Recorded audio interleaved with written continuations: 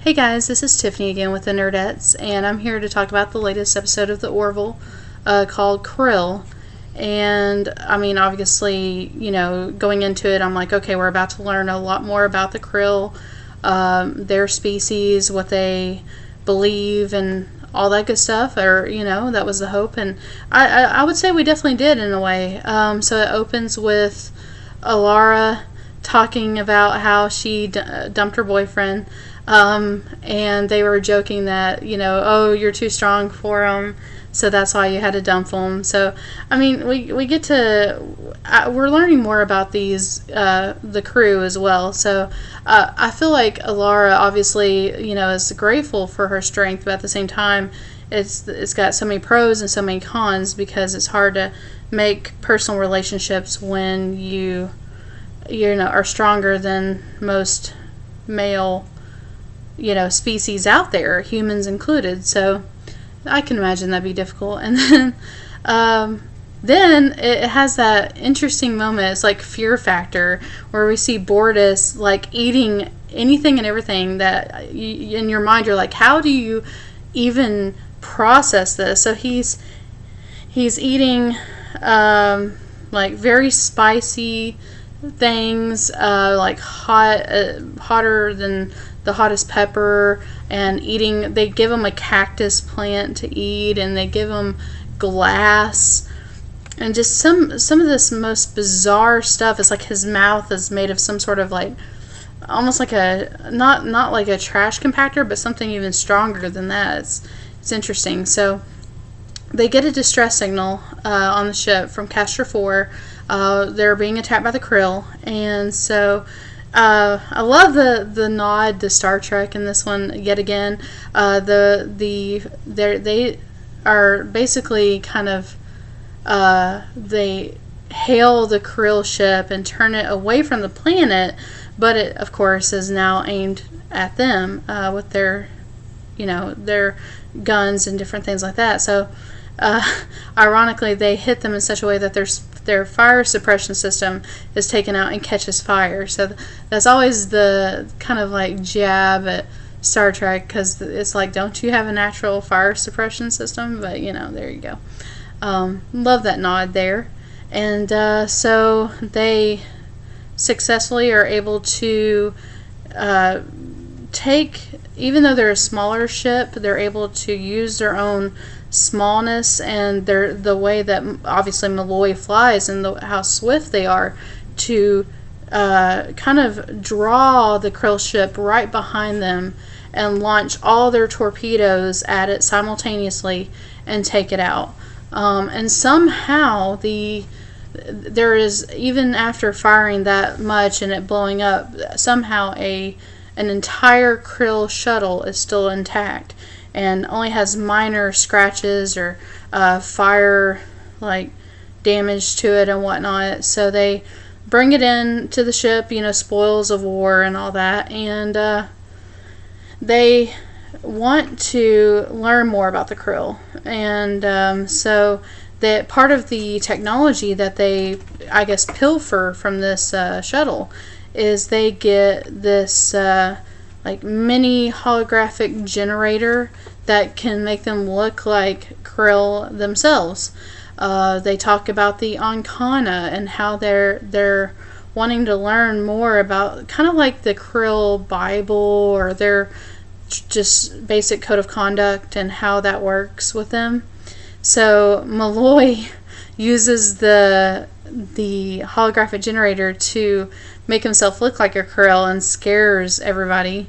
And that gives them this idea, why don't we have Ed and Malloy disguise themselves as Krill and go on to this Krill vessel and try to learn more about this species, so we can try to attempt peace or try to learn more about what like their religion or how they think and their values and beliefs. So they go on board this Krill ship that they find, and sorry, my arm had hair on it.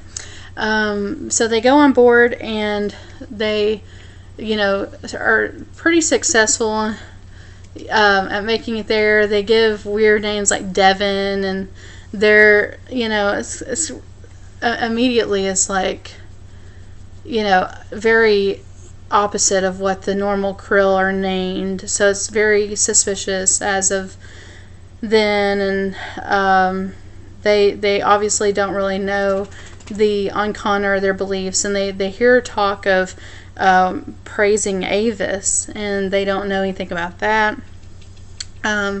So they're trying to infiltrate and do some recon and learn as much as they can, and they happen upon a bomb on the Krill ship, and they find out it's set up to destroy Rana 3, which is like a Earth-like planet, and so they're defenseless. It's like a farming planet, and they want to use it to take them out. It's like a weapons test. So they they sneak in, and they're reading the Ancana, taking pictures of it, trying to decipher the language through their, I guess, like a language analyzer type system that they have, or technology, almost like a Google Translate. And then they meet this woman, Talea, who she teaches the younger Krill children, and once they learn, their immediate thought is, we're going to destroy this ship. We're going to blast it and turn the bomb, reverse the signal in and on itself and blow it up, and the vessel with the Krill on it as well. But when they learn that these children are there, of course their moral beliefs come into play, and they're like, we can't blow up children. So they try to think of an alternate option. They have to really consider their choices, and knowing that the Krill have a natural aversion to sunlight, they come up with a scheme to essentially, what would give them a crazy bad sunburn will kill the Krill.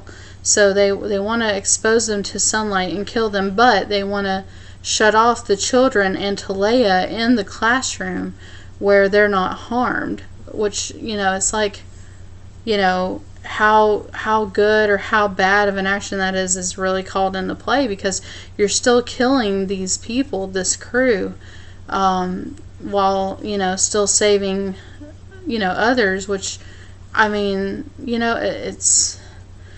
it's a question of what your thoughts on right or wrong is, and how much is right and how much is wrong, and what action should or should not be taken. What other options are there at this point? So they make a call and they go through with it, and so they end up catching Malloy and learning that he's human, and they hold him, and they're gonna make him watch them destroy Rana 3. And Ed is able to get Talea and all the children in the classroom when the lights and all the systems flare, and it kills all the members, the captain of the Krill species. It burns Malloy like crazy, and Ed and Talea and the children are unharmed. But it's like Talea says at the very end, when they go back to the Orville, they say, they check her out, she's fine, and she essentially says, yeah, you've murdered my crew, you murdered my brother, who was on the Krill vessel they initially destroyed with those torpedoes, plus now you've murdered the parents of these children. So now not you haven't truly saved them, because now they will become your enemies.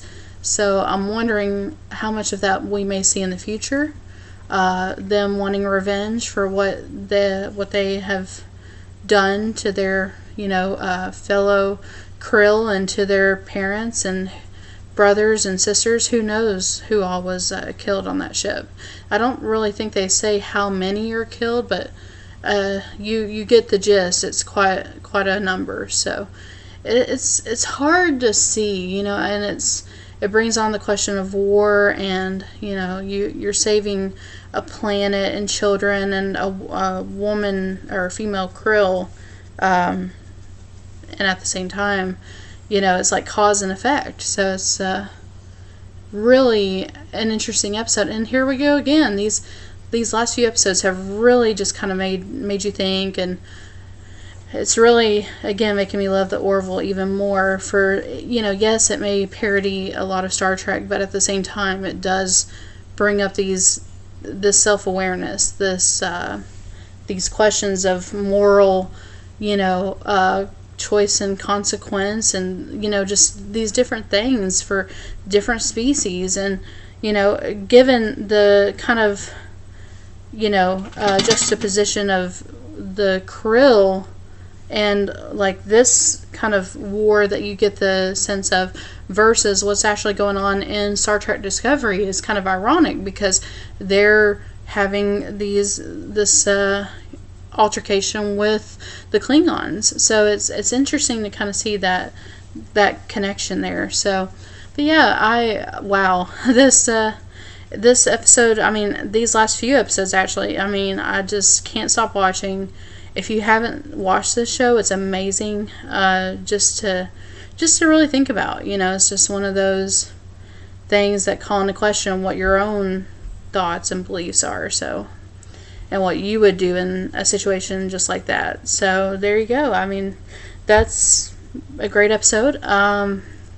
Like I've said before, we're going to be doing more reviews. We do reviews of Star Trek Discovery. I'm going to actually do a Ruby review today, and for the following episodes that come out for Ruby, as well as we're going to do Walking Dead when it comes back on. We're going to do Stranger Things 2, and just really anything that kind of, interests us, including anime as well. We do unboxings of Owl Crate, Loot Crate Anime, or Loot Anime, Scotchbox, Japanese Snacks. I actually ordered a fandom favorite box or something like that, and I ordered Anime Bento just to try out some new boxes just for fun and just to entertain you guys, hopefully. We're also still doing a Destiny 2 giveaway, so if you don't know about that, check it out. There's a video in our giveaway videos that is talking about the Destiny 2 giveaway. And if you haven't already, please definitely subscribe to the YouTube. You can also like us on Facebook at www.facebook.com/Nerdettes. So thank you guys again. We'll be doing a lot of cool stuff. I've actually got we're going to be live broadcasting some FX makeup demos and behind the scenes of like zombie makeup and haunt makeup for like haunted houses and stuff like that. And that looks truly realistic. Like, this is top of the line movie and TV grade FX makeup stuff. So we're going to have that, and we're going to have a lot more fun stuff for you guys. So check it out, subscribe, follow us, and thank you guys for watching. Bye.